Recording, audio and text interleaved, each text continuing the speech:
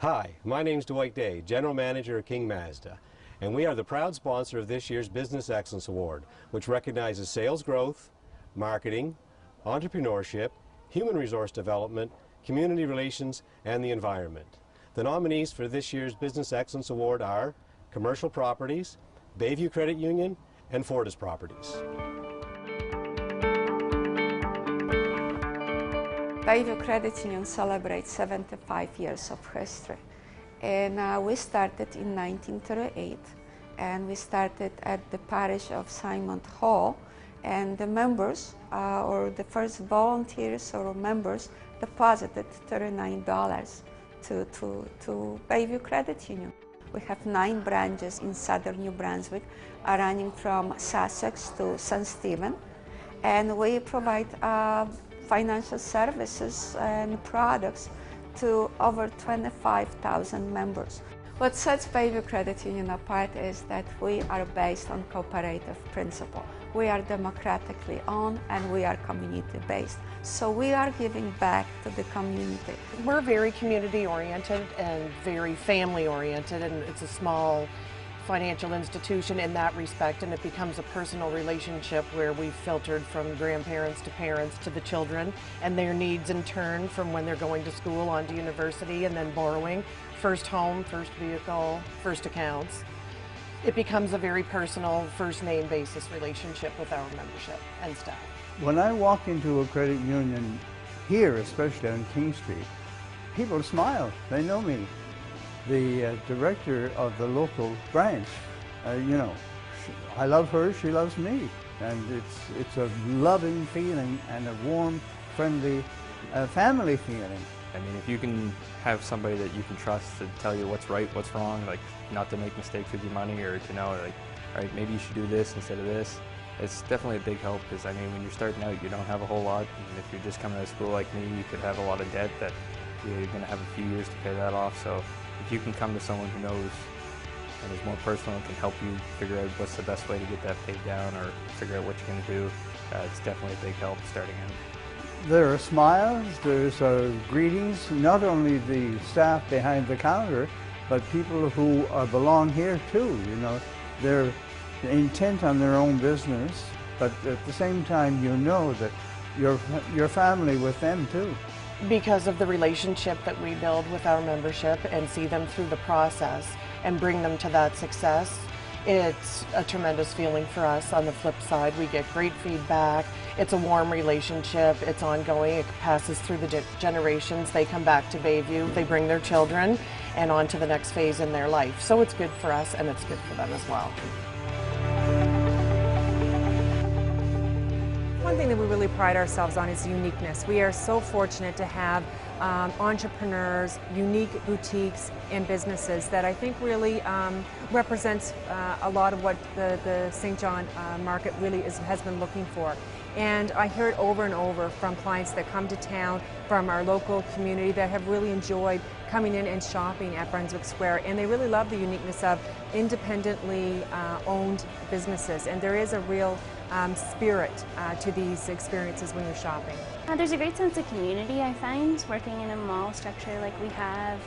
Brunswick Square has been so supportive of us over the years, and our growth and expansion has just added to that. We work really well with our neighbors and love the people that surround us. We think it really adds to the shopping experience that we have uptown. Being located in the Uptown Core, we just feel really fortunate to be in the location that we are, which is in the center of it all. We have 3 levels of retail. We have the largest office tower with 18 floors. We have a 700 car parking garage, and we have the largest hotel with 254 guest rooms and a large meeting and convention floor. The 30+ years that we've been operating, we're very fortunate to have some of those same operators who started with us and continue, and we've got younger and new operators who, we feel very confident we're going to have those long-term relationships. And it is about investing into the future. I mean, these owners work very, very hard. They invest into their own shops, and the investment now that's being done, in the exterior renovations and other parts of the complex really speaks to the longevity and the commitment we have to this community. When this space opened up next door, it just felt like the natural progression. We've heard for the 4.5 years that we've run the women's store that men needed another outlet to shop, and were constantly begging me to bring in new things for them next door. So it just seemed right. So we blew a hole through the wall and expanded. We're just really fortunate. We're in the center of the urban core, and you do feel that there's something very special here. And I think it is about the people that work here, that enjoy this complex, they know each other, and then you have these long-term owners that have really made a commitment. They aren't stuck here. They chose to be here, and you really feel that when you're in their stores. Leadership science you don't find anywhere. It's just leadership science in here. It's a unique place. And like that, like this one is mostly all the stores that they are in here. So this mark the difference from other malls. And then we've got a great team. We've got a great team in tenants. We have a great team in our office tower. Everyone really has a strong spirit to move our community forward, and they want to help one another. You really feel that it's got a really great positive energy to it.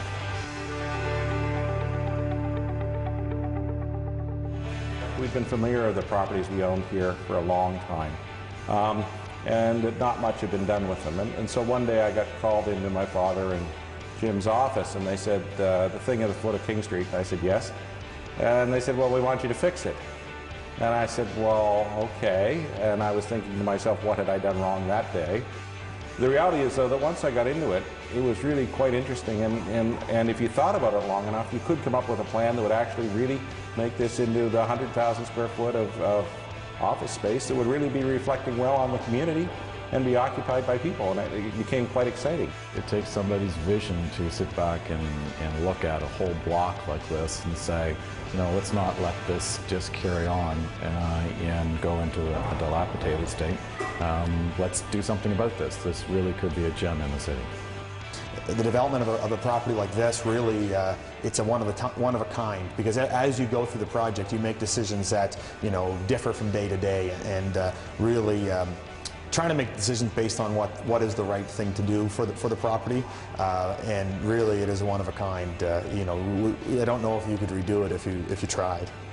This is such a key piece of the community. It's such a center ice type of property that really the vision was and the decision was to do this right. Which was built in 1842. It was the only building that survived the Great Fire. Its roof did actually burn through. And we know this because as we were doing the renovation work, we wound up having an archaeological dig, because what had happened is when the roof timbers burned through, the slate pancaked all the floors down, and so everything that was in the building was actually underneath the ground floor. So they did a dig for a week. It's actually just been written up, and there were a number of artifacts that have gone to the archives. I mean, if you look on the wall behind you, you've got the Henry Burke sign, which was on their building for a long time.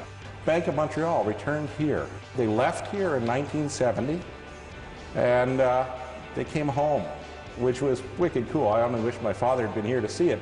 And so I think for me, the thing is knowing that this will be here, all things being equal, you know, 100 years from now, and people will be, if they look after it, be able to enjoy it and still be using it. And so in so much as they might think of the builders of 1880, I hope they think of the men and women who helped do this time. You know what? We don't take enough pride in what we do.